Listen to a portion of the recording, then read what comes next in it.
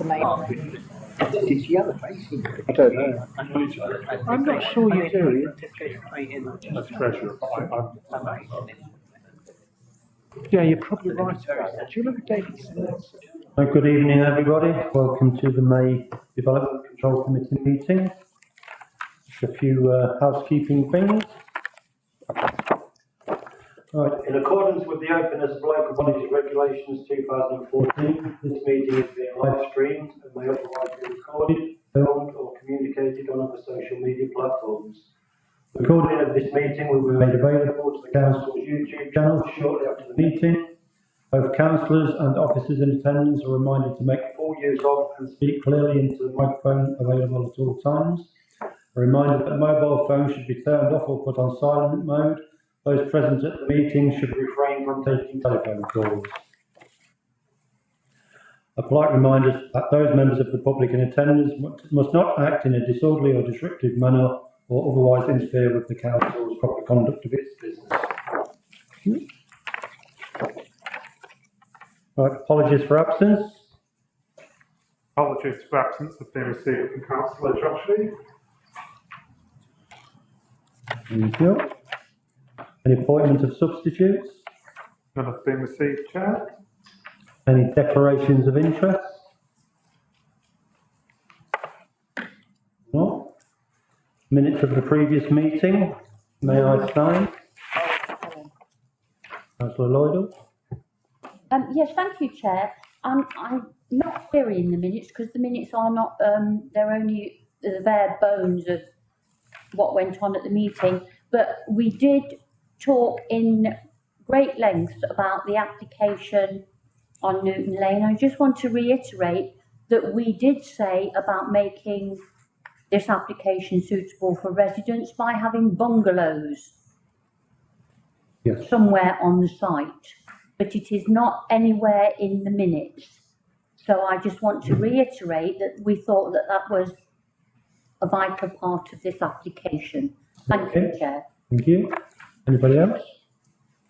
No?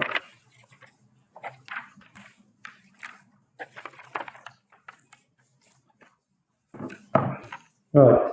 Item number 5, Planning Appeals Summary Update. Report to the Planning Policy and Development Manager, Mr. Carr. Thank you, Chair. So the very good summary of the report, it outlines the planning appeals that have been decided by the planning director relating to the borough area for the preceding financial year. And so the summary of the 5 decisions that were made by the planning inspectorate, those appeals, the council, 1 and 5. Councillor Lloydell. Yes, thank you, Chair. Once again, congratulations to our officers for these appeals and which went in our favour. However, as part of the planning committee, it would have been useful for us to know what these appeals were and what they've processed them on and how we won. So usually in the past we've had a list of the appeals, and that would have been very good for us to have had this time round. So could we please make sure that we have those in future? Thank you, Chair. We will do. Okay. Anybody else? No? Note the contents of the report. Moving on, agenda item number 5, Planning Enforcement Activity Report. Thank you, Chair. So the report outlines the planning enforcement activity that took place in the borough area for the preceding financial year. As can be seen from the report, a lot of positive work has been undertaken by the Council's Planning Enforcement Officer. And despite an increase in the number of new cases during last year, the number of outstanding or historical cases has significantly increased. I'm sorry, Chair, I will not do this too often. Again, congratulations to the enforcement officer for getting on top of this increase in number. I am concerned, though, 2.4, about the increase in number of retrospective planning applications that we have and are increasingly having, I would like to keep a very strict eye on this, and whether in future we need to take some stronger action over our retrospective. So if the officers could please keep a very close eye on that. Thank you, Chair. Yeah. Anybody else? Note the report. Yes. Okay, thank you. Right, moving on. Item number 7. Broxhill Visitor Centre and Country Park, Washbrook Lane, Oakley. We have one speaker. Mr. Tony Parr is speaking not for himself, he's speaking on behalf of the Oadby Civic Society. Mr. Parr. You have 5 minutes, Mr. Parr, and I'll give you a nod when you've got 1 minute left. Thank you, Chair. Thank you for the opportunity to address the committee. Society, can you hear me well? Yes. The Society has no problem with the Council seeking to economise on its operating expenditure, but the Society objects to this application on 2 main factors, and these are: firstly, that this location for a council office serving all the residents of the borough is far from ideal, with limited bus services, and even these are a considerable distance from the building. This concern is shared by a good many residents throughout the borough and by Wixton Civic Society, who have set out the concerns in some detail in their letter, which appears on page 17 of the report.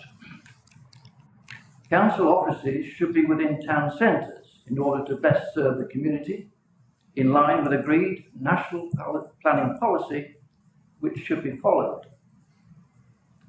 More importantly, Oadby Civic Society is totally opposed to an office building in a green wedge. The application described has been changed to state that it is applying for a change of use for offices and cafe.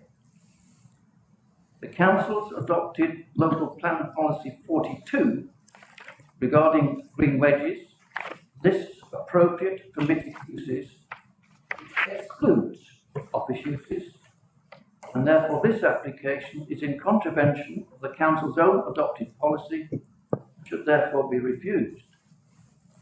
That policy was put in place to protect the green wedges from inappropriate development and to enhance their intrinsic value.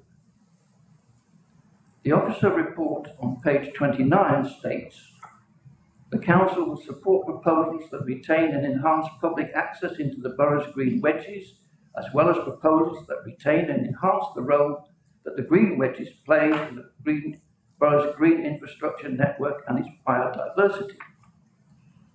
These relate to public access and the green infrastructure, and not to office development.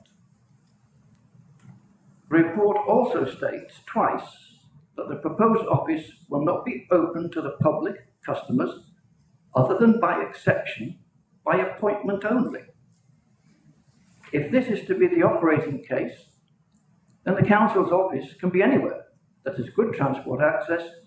It doesn't have to be in a town centre, it can be anywhere, which means that further site options can be considered beyond those listed in the report as having been discarded. This further reinforces the Society's objection that the Broxhill Visitor Centre is not the correct place for an office. The Society is also concerned that the county ecologist has only referred to bats. The park warden has informed me that there are sensitive species within the site and this issue has not been addressed. I also understand that the park warden, who is best informed on the site, was not consulted. Now, I know I don't have to remind members here that this committee is not considering council strategy, but focusing on planning matters. I would ask members to consider that if they were to approve this application, how would the council defend any refusal of inappropriate proposals for development in Green Wedge as an appeal, having given themselves approval? The Society urges this committee to refuse the application. Thank you, Chair. Thank you, Mr. Parr.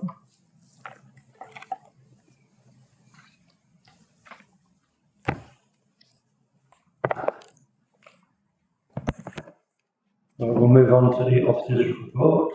Mrs. Carey, would you like to give me a report, please?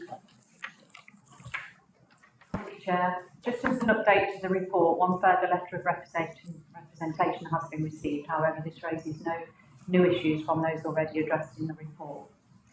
The application for the development is set out on pages 14 and 15 of the report and comprises the construction of two-storey and single-storey extensions, dormer windows, an internal mezzanine floor area, the installation and replacement of solar panels, creation of external plant compound, and the change of use to a mixed use for office and cafe use falling in use class E, meeting use falling within use class F1, and a local government office use.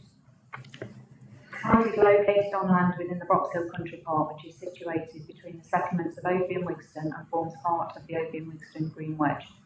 The Green Wedge policy seeks to ensure that land within the Green Wedge continues to promote its purposes, namely to prevent the merging of settlements, guide development form, provide a green lung between the urban area and the countryside, and act as recreational resource. Permission was granted in September 1998 for a change of use from agriculture to recreation, including the visitor centre, a wind turbine, and associated car parking and landscaping. The visitor centre element ceased in 2018, and only the cafe and toilet facilities have been in operation since that time. With the exception of the boiler room, the upstairs of the building has been in office use since 2002. The office use has been independent and has never been to provide support to the primary activities or operations of Brox Hill as a visitor centre. The application seeks to extend the office use at first floor with the installation of a mezzanine floor. The office space will accommodate up to 30 people with the provision for hotel desking where employers formally reserve a workstation in advance. The council has fully embraced agile working and the vast majority of staff currently work from home. Therefore, staff will only access the building when work necessitates or to meet with colleagues.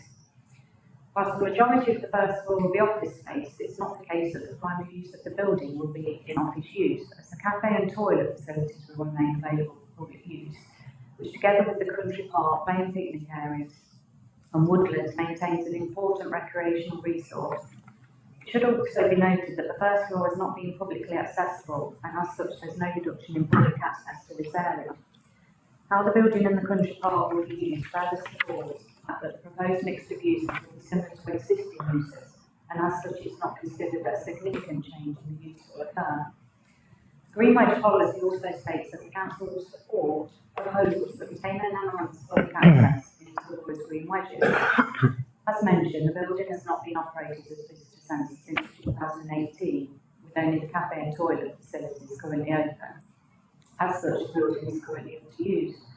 The cafe is dependent on the building remaining viable, and if the cafe was to close, the toilets would also have to close, as they're currently only open when the cafe is open. The proposal to relocate the council to this building will ensure that the building is in full use on a daily basis, consistent with the council's main operating hours. It will bring back into use an underutilised building and enhance and support vitality and viability of the cafe by having staff on site to make use of this facility in addition to the existing usage.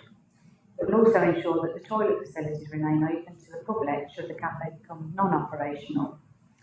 With regards to the extensions proposed, these are constructed in similar materials to match the existing and introduce elements which complement the existing building. The proposal includes the retention of all three car parking areas and existing parking spaces.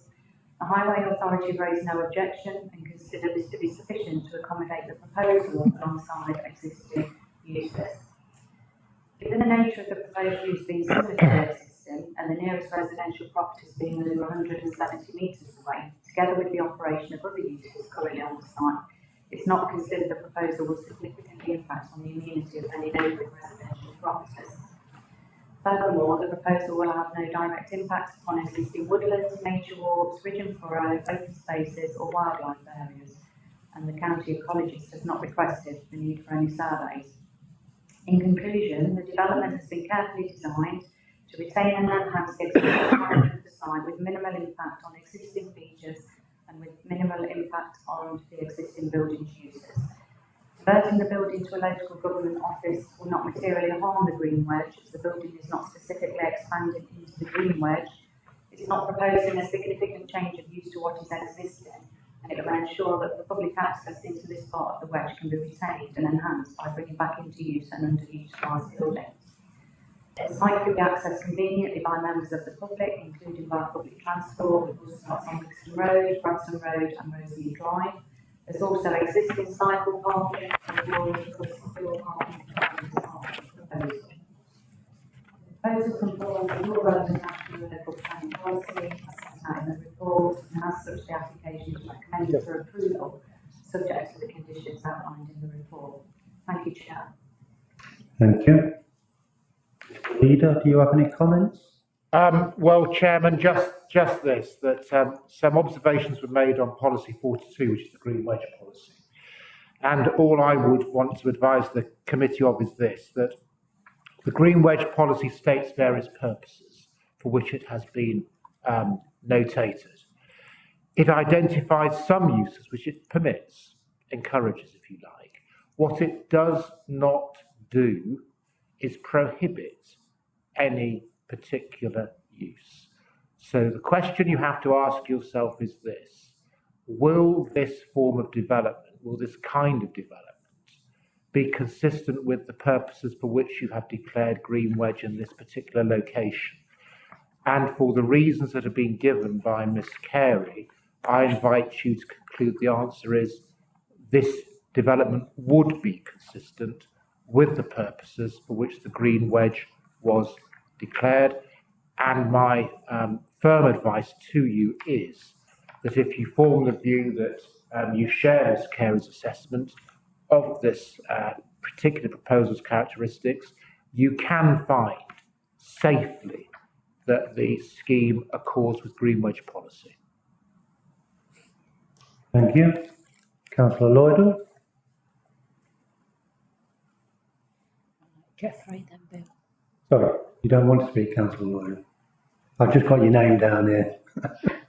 Yes, I do, Chair, but I've not put my hand up. Okay. Yes, I will ask a couple of questions. One of them has been answered because I was going to ask legal advice on the green wedge policy, so that has been answered. And thank you, Mrs. Carey, for your report. Could I just ask, on the plan, you have on page 15 a flat roof which measures 11 metres by 3.2 on the plan. I think I know which bit you're talking about. No, it's on the other plan. Right, is it that grey bit at the front there? It is, yes, that's the roof of the dormer.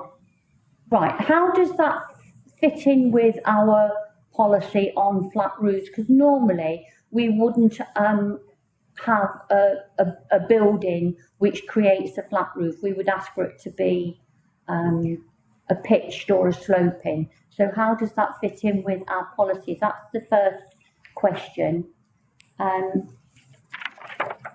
I would also like to ask, why has the car parking at the front, which is designated at the moment and heavily used by people using the park, why has that now been given over to staff?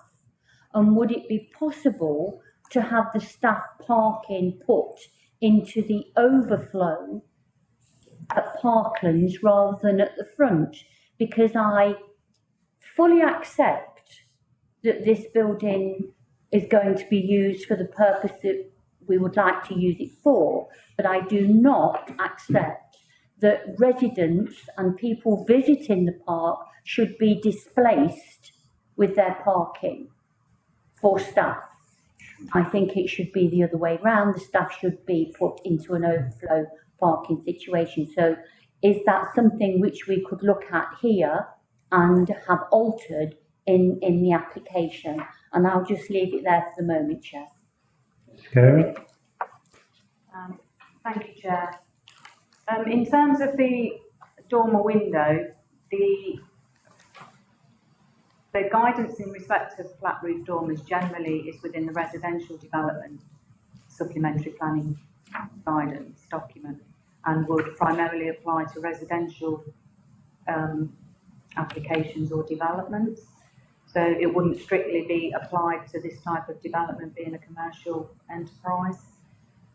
That said, whilst I appreciate that the building itself is gabled currently, some form with various varieties of roof forms on it, it's not considered that in this particular instance the flat roof would look out of place or be against the character of the existing building.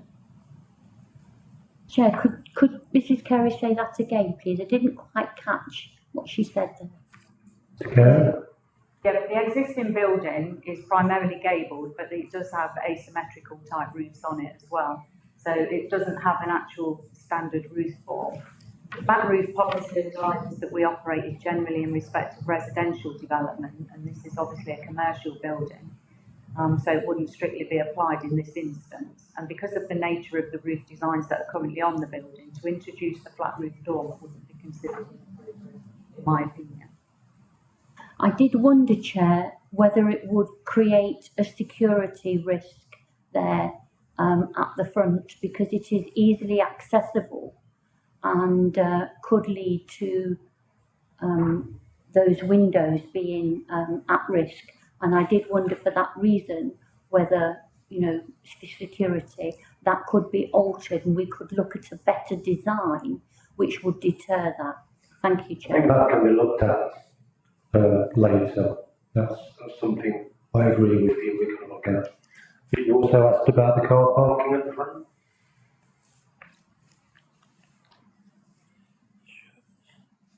Yep, the applicant has indicated that they have no intention to physically separate the car parks out between staff and visitors centre or Parklands Leisure Centre. So there will not be an area specifically dedicated for staff.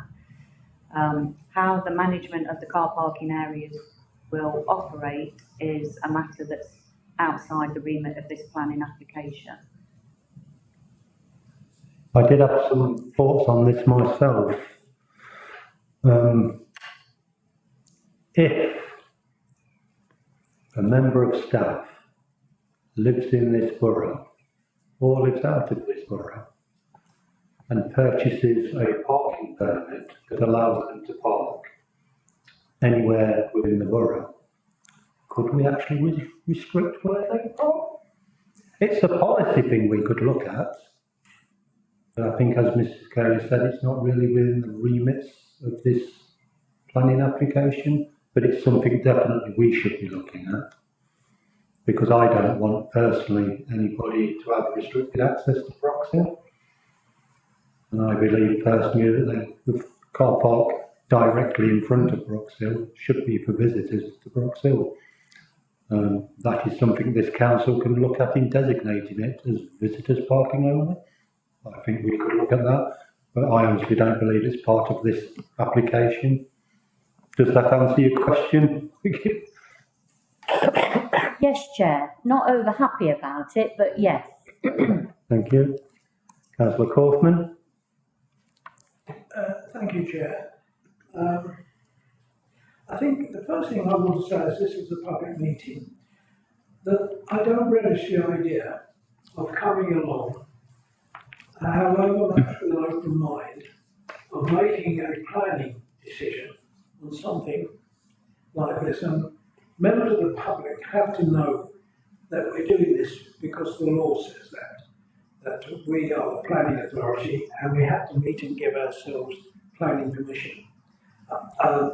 And I've said this to people that stop me in the street because people are amazed that councils give themselves planning permission to do what they like. And I think the system is wrong. But having said that, I've come along with as much of an open mind as I can.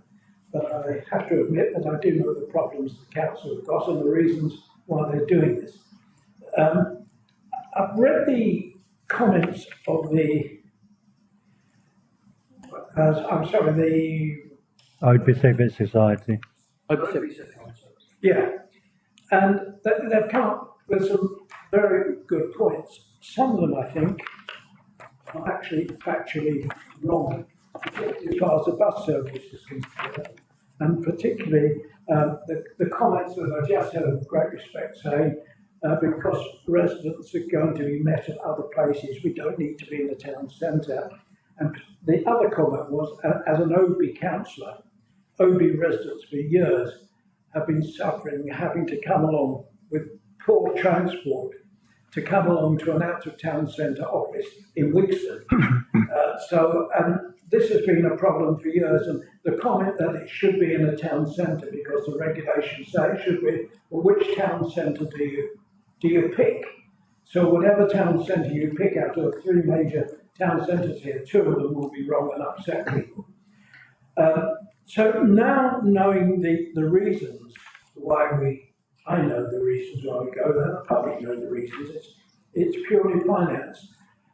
My main concern, and it has been answered, I hope, is to ensure that no way is this a way for people to come in and get onto the green wedge. I got elected way back in 1973 because we were fighting to keep a green wedge between Obi and Wixton, and because there were plans to build housing right the way across it, 1972, and I think I got elected then because of a campaign that I led.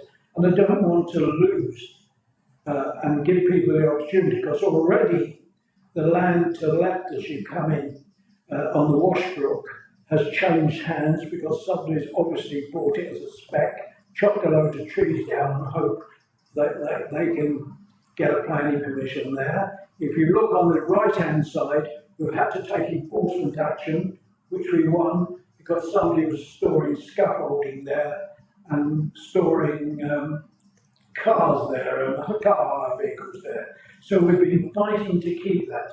I don't want any more building on that green wedge. So whatever we do, we have got to make sure that this is not an opportunity for people to come on. I welcome your comments and hope we're in a position to make this a copper bottom guarantee. I think all the queries down here have actually been answered. 30 people is going to be a maximum there. I think it said 10 hot desks. Car parking at the moment, if I read it correctly, we're not going to be we're not designating car parking spaces at this place. As far as the planning application is concerned, the management of it can be as the council want afterwards. So I think we've answered every one of the queries. Even, I have to say, we've gone lent over backwards as far as the toilets are concerned, and the unisex toilets.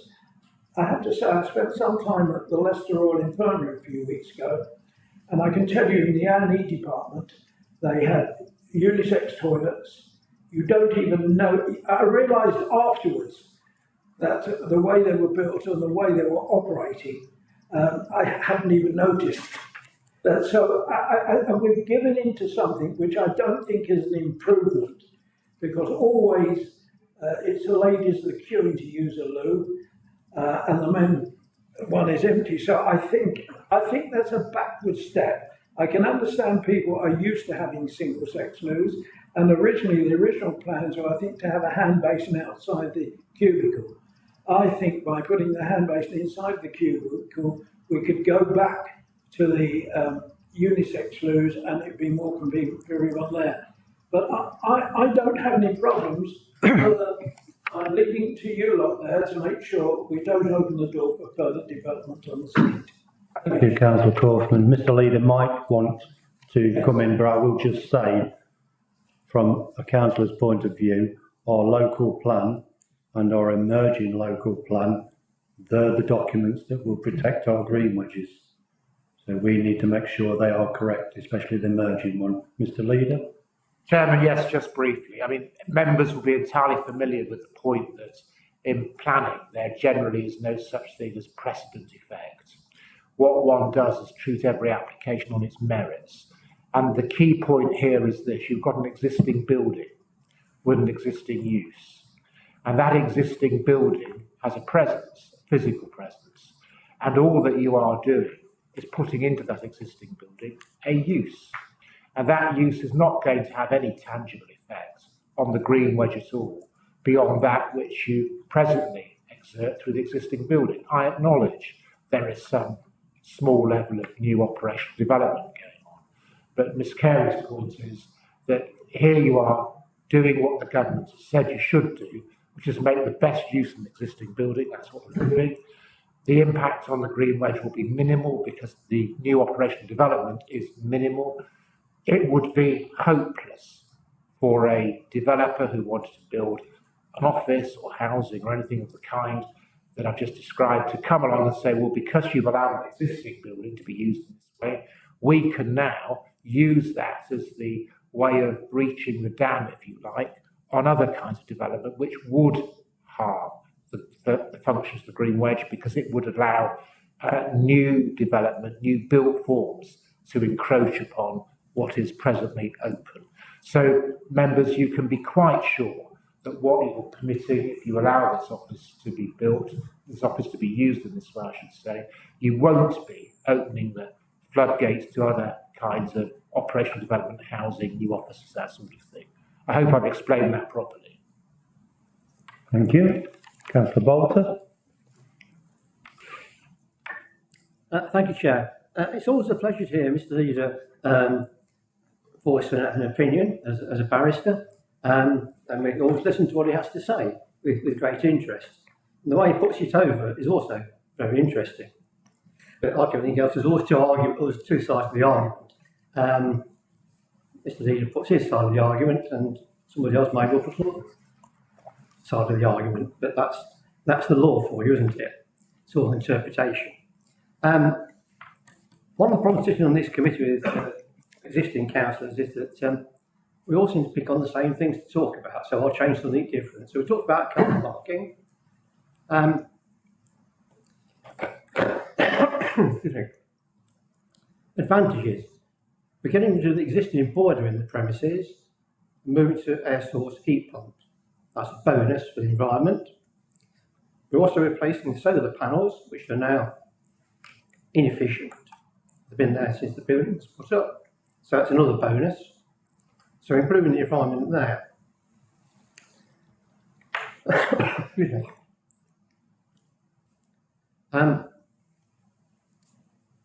We talked about people accessing the building. Members of the public, as been stated, were not expected to be accessing the building. It is purely for council officers. In another place, we dealt with that problem in that we've said as members we want a contact point in each of the 3 town centres so that members of the public can meet by appointment. Therefore, there's no need for anybody to go to the Broxhill meeting. Now, I'd like to put that as a condition, if you'll let me, that, it's been decided by Policy and Resources, that's what's going to happen. So it's a council thing already, known. So that gets over the problem about people visiting this building. There's no need to do that. Toilets for public use. I mean, yes, that's important. We have public toilets. Got all the play equipment there, and people use that in the summertime. It's important that toilets are available for members of the public. So that now is taken care of. Whether they're unisex or separate sex, everybody's got their own opinion. But as long as the toilets are there, whatever form they take, they will be used. One thing that does concern me is that in the proposed council chamber, there's only 10 members of the public will be allowed in the public gallery. Now, normally that's sufficient, but sometimes, as you know, Chair, even this place isn't big enough for some planning applications. We have to move outside. So we may have to move outside more often for different planning meetings. I'd have thought there'd be more members of the public here tonight than what we've got. Yeah. I understand on social media it's been quite a hot topic. I don't do it myself, but I understand that's so. So I'd have thought they'd been here tonight to hear what you said. But I think, to me, the crucial thing is that it is not there for members of the public to visit. So the argument about being inaccessible to members of the public, to me, falls away. It's not that purpose. We also heard about the lottery grant as well. the conditions that expired in 2017, that can't be brought up now as a reason for not altering the building. I think I'd better leave it there for somebody else to come in, because there's other points there, but I'm not going to have the floor too much. But Thank you, Councillor Bolter. Just so that we can move on, because you did start talking provisionally about conditions, that we have no substantive motion on the table at the moment. yes, So I, as the chair, will move the application to permit, so that I put a substantive motion on the table. And I would ask for a seconder of that. I will second it, Chair. Okay. That's been moved and seconded. You mentioned possibly wanting a condition about access to the building. Our emerging communications strategy will, as you say, bring in face-to-face meetings with members of the public in three town centres, which will greatly increase the accessibility of members of the public to the council. You didn't want to put a condition on people not accessing the council offices? no, I didn't. No, I did not. For some inconceivable reason, somebody might need to access them. I can't think what it would be, but somebody may need to. But 99.9% of the time, members of the public should meet a council officer in each of the town centres by appointment in a suitable building, which I'm not going to specify because that's detail. But that was the communication strategy. Yes, that should be. I believe that should be a condition on here, so that it's quite clear that's the council's intention. I would take legal advice on that being a condition. I thought you might. That's why Mr. Leader's here tonight. I'm not entirely sure, Chairman. I understand what precisely the condition would provide for. So would you be able to specify what it is exactly you'd like to achieve? There would be a contact point in each of the town centres for members of the public to meet a council officer by appointment.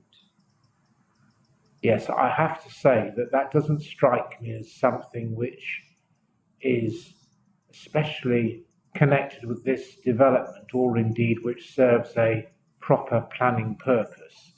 So my instinct is to say to you that wouldn't really form a proper subject for a condition of this application. So putting it another way, if you say we're going to grant planning permission provided you make it possible for people to meet officers of this authority in various town centres, I have to say I'm not convinced that's relevant to planning.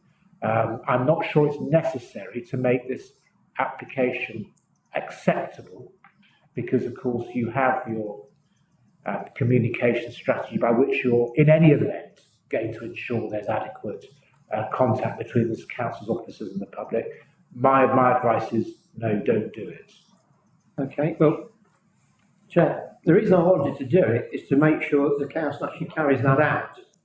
I'm really saying in this report that it is not be accessible by members of the public except by exception. Now, members of the public, as you well know, and according to the peer review that we had, said there should be a contact point for members of the public to meet council officers. Now, all I'm trying to do is make sure that's actually carried out. And the only way to do that is to make sure the condition on here is quite clearly states that the council will provide a contact point in each of the town centres, so this may be carried out. I don't actually agree with you, Councillor Bolter. I believe that it's our job to make sure the communication strategy is correct and adopted apart from this application.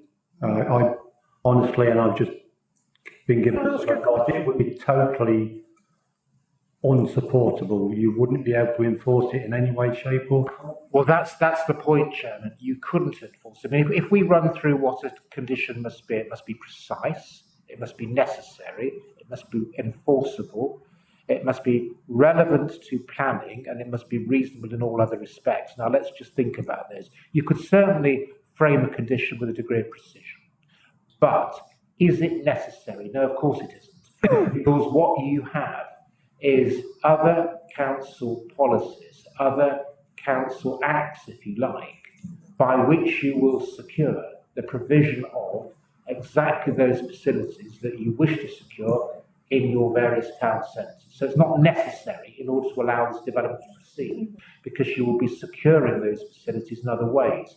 It's probably not enforceable. Who on earth is going to enforce that condition and how? Is it relevant to planning? No, I don't think it is, because planning is concerned with land use impacts and controlling the effects of development on people and surrounding land. It's not really about giving effect to corporate policies to allow people to access your premises and receive services. And therefore, is it reasonable? My suspicion is that it would be easy to make a case that it's not reasonable. I suppose anybody would. And is it therefore relevant to the particular development that we're concerned with? No. So for all of those reasons, having just run through the 6 purposes for which conditions may properly be applied, my strong advice to you is, whilst I can understand the sentiment, you will achieve your objects in other ways by the effective discharge of other council policies through council, rather than through the planning committee. Thank you very much. Councillor Morris. The perils of not getting your hand up quick enough, I guess. Councillor Bolter touched on what I was going to talk about regarding the transportation and the town centre things, but further on to what Councillor Bolter's been saying, rather than a condition, we've got values there with customer focus. We can add something along the lines of we will meet in each town centre. We've got the communication strategy, and we can make it policy. And I think that's the way to go with it, because I fully support what Councillor Bolter's trying to do, but it's just not the right committee. We can't put it on it. So I think if we can do it via other means, which I believe has pretty much been said. So unfortunately, what I was going to say, Councillor Bolter picked, because I didn't get my hand up quick enough, and therefore that's all. Okay, thank you, Councillor Morris. Councillor Lloyd. Yes, thank you, Chair. I understand where Councillor Bolter's coming from. It's sorry, Chair. I understand where Councillor Bolter's coming from. It is a bit of a standoff between councillors and council over face-to-face for our residents, and I am very concerned that we are going to lose the facility altogether. And I think that's why Councillor Bolter is trying to get a condition put on. It is vital that we have face-to-face for our residents, and not one of these distant, remote things that they can't contact the council under any circumstances. So I agree with him over this one. I'm a little bit concerned about access for people with mobility problems. We've changed the entrance to Brox Hill from the front, and that's where I mean the front. You come up from the car park and you can immediately access Brox Hill. I understand now that the access is going to be round the back, which creates a problem for anybody with a disability. It's a long way up to Brox Hill if you have a disability, and then to have to go all the way round the other side of the building to gain access. I feel that this could be resolved. I don't see why we need to change the entrance to Brox Hill. So I'm asking whether there is any leeway there to keep that access open, which makes it much more easy for anybody to access the building if they have a disability and need to go. The toilets, in my opinion, they are wholly inadequate. I go up to Brox Hill on a regular basis with my grandchildren. There are nurseries there who use that facility regularly, daily. all day long. They have a number of children that they take with them. At the moment, and I can only talk about if you go into the ladies, the cubicles, of which there are 3, are open. They obviously doors, but they are open top and bottom. If a child gets stuck in there, they can easily get the door open and get them out. There are a number of the children in there. They go in there with their attendants and they are working together. The facilities that you are advocating at present really cause issues for groups. They will be sealed cubicles. They will not be easily opened if a child goes in. They will have to go in with an adult and they're shut in there with the adult. That is not an ideal situation. If a child goes in there on their own and they get stuck, you're going to have to break the door to get in. These 3 are completely inadequate, and I would ask that we revise the situation to make them much more accommodating for the people that are going to use them and the groups that are going to use them. We are at a good planning stage. This could be done now without any problems whatsoever. And I think that this should be, and I hope that the group will support me in asking you to go back and look at this facility and make sure that it is much more appropriate for the people that are going to be using them. Thank you, Chair. Thank you. Could I ask that you allow me to go back to the Broxhill Working Committee with that? We have a meeting scheduled on the 14th of June, and it's one of my concerns as well. So would you allow me to bring that up in that meeting, because I believe that's where those technical matters need to be discussed? Yes, Chair, I do feel very strongly about this. I realise that it is not a strong enough reason to go for a refusal. That's the way I feel at the moment, because we're putting children and probably vulnerable people at risk here with this, the way this is working out. So I would very much like to be kept informed of what is happening, but I'm quite happy for you to fight that corner. Okay. Thank you, Chair. Will do. Thank you. Councillor Ridley? Thank you, Chair. I've got 2 points. First one is related to access to the site. I'm just looking at page 30, which is the section about highways access and park access right at the bottom of that page. There's no dedicated footway cycleway within the site from parking and leisure centre to the proposed development site, which may put some employees off walking cycling to the site. I'd just like to, I don't know if it's a condition or something, but I think cycle access to that site is pretty poor. There are 2 footpaths. There's one side of Washbrook Lane, and there's also a cut through from the, if I can characterise it as the Wigston side of the site. But the cycle access is by the paved road of tarmac road of Washbrook Lane, over the speed bumps and all that stuff, and then you get to play with cars in the car park. So I would lobby for segregated cycle path access to that site. The report talks about excellent cycle provision in the area of the site. I mean, I guess the shared path from Wigston Lane, which again I think is not best practice with cycle provision nowadays, putting pedestrian sites in conflict. So I think we can set an example here too, because I believe Washbrook Lane is our concern, is it, or is it not? I agree with that, but could you just clarify that? What is it our responsibility to provide cycle access?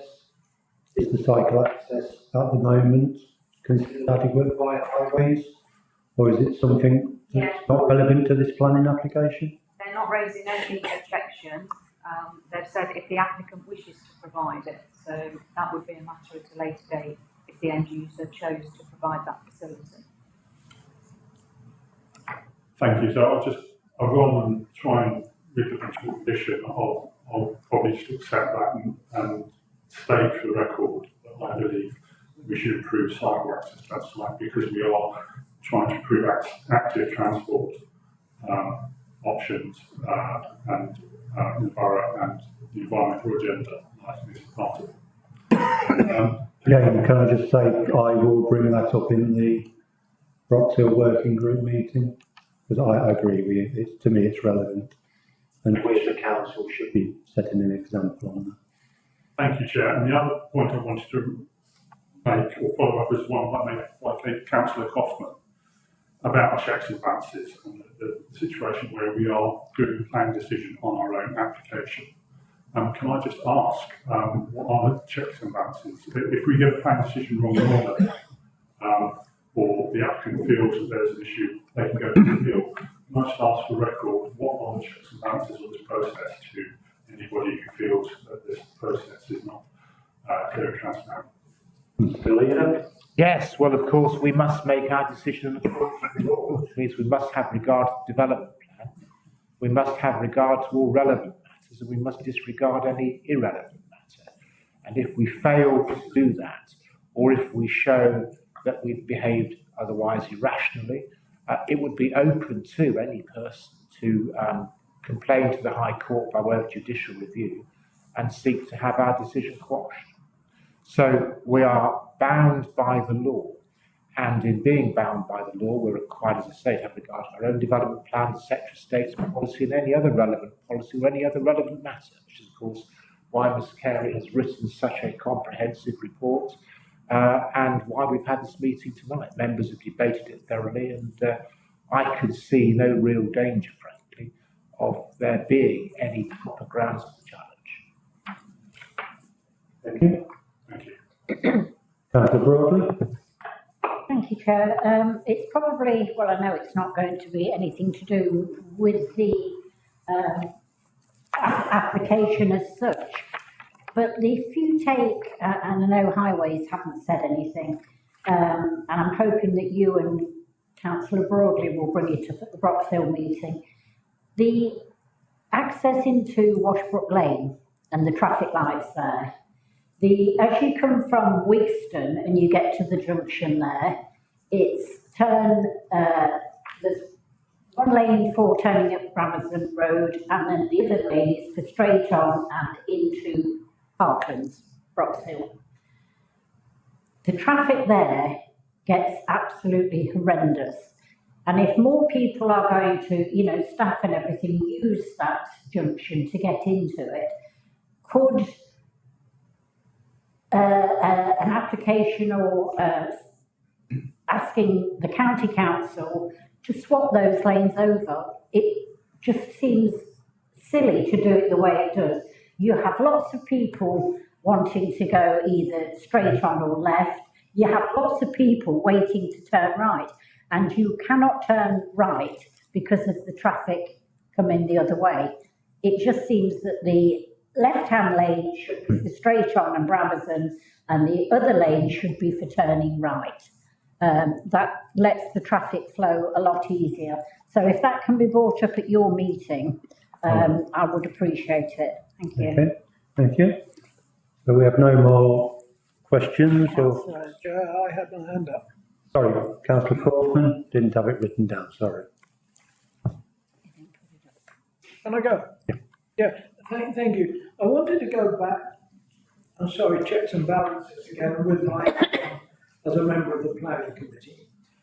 When we were having the conversation with Councillor Bolter about public access to the building, and he was suggesting that it would be appropriate to put a condition on.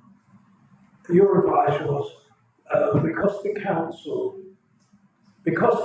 cannot do it by operating it through its policies, there was no need to do it. If this application was from anybody else other than the Borough of Oakley and Wigston, would you still say the same? I'm concerned that we should be treating this application in the same way as if it was some other organisation wanting to do it and not us? The short answer is yes, because you see, what I was doing was this. I was reciting, first of all, the 6 considerations that the National Planning Policy Framework requires us to have in mind when we ask the question, should we impose a particular condition?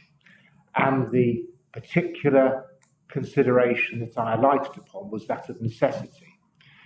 And in this particular case, there is absolutely no need to attach a condition to secure the object that it was being suggested ought to be achieved to make this development acceptable, because that object will be secured in other ways, namely through your execution of your policy to secure proper access to this council's facilities by providing 3 town centre meeting points. Now, I put myself in the shoes of, say, any other applicant faced with the question, should a condition be imposed?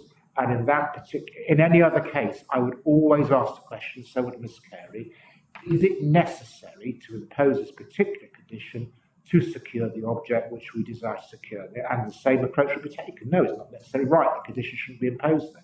And if I were then to go to appeal and ask the question, how do inspectors approach these matters? In exactly the same way. Now, necessity was one of the points I considered in particular, but I could also have asked the question, well, is it relevant to planning? I'm not sure it is, frankly. It's relevant to lots of things, but not to planning, because actually it's more relevant, to put it mildly, to this council's broader corporate objectives to make sure its functions are properly discharged through accessible facilities. So I could talk at length about this, you've probably heard enough, but I do advise you that in treating the matter the way we've done it tonight, you have behaved in an entirely even-handed and proper manner. And for that reason, I would advise you not to try and attach a condition, but to proceed as I think you were planning to. Thank you. We have one more speaker, Councillor Lloyd. Yes, thank you, Chair, for letting me come back. In your list of conditions, condition number 6 talks about the construction traffic management arrangements under a construction method statement created by a construction company. Could we please make sure that that is looked at in great detail, because we are coming from Brox Hill, we are crossing over parklands, which is full of cars. The way in and out of there is very tortuous at the best of times. When it is full, if we've got lorries backwards and forwards through there, we really need to keep a very tight control on what is happening on that site. Could we also please make sure that in this plan we have the times of the work being tightly controlled? I know it looks as though we're developing this hopefully through the summer, early autumn, but we could be going into the winter, and that would have implications for surrounding areas. And also, could we also make sure we're looking at the lighting of any construction that goes on, especially if we move into the autumn and the winter, because that will have an effect upon surrounding areas as well. Thank you, Chair. Okay, thank you. Okay, we have no more speakers. We will move the vote. It was moved by myself to permit, seconded by Councillor Broadley. All those in favour of permit? That is unanimous. The application is permitted. Thank you very much for your attendance. That's all. Good evening and enjoy the rest of your night. Thank you.